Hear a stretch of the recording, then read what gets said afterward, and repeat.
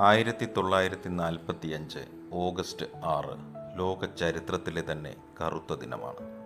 അന്നാണ് ലോകത്താദ്യമായി ജപ്പാനിലെ ഹിരോഷിമ നഗരത്തിന് മുകളിലേക്ക് അണുബോംബ് വർഷിക്കപ്പെടുന്നത്.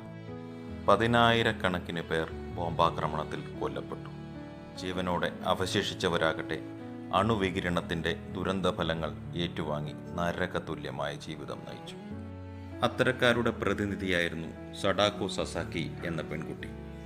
രക്താർബുദം ബാധിച്ച മരണത്തെ കാത്തുകിടന്ന അവളോട് കൂട്ടുകാരിയാണ് കടലാസ് കൊക്കുകളെ നിർമ്മിക്കാൻ ഉപദേശിച്ചത്. 1000 കടലാസ് കൊക്കുകളെ നിർമ്മിച്ചാൽ ഒരു ആഗ്രഹം സാധിക്കും എന്നാണ് ജപ്പാനിലെ വിശ്വാസം.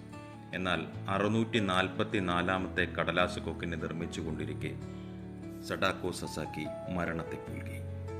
സഡാക്കോയുടെ കടലാസ് കൊക്കുകൾ ഇന്ന് ലോക സമാധാനത്തിൻ്റെ പ്രതീകമായി വാഴ്ത്തപ്പെടുന്നു.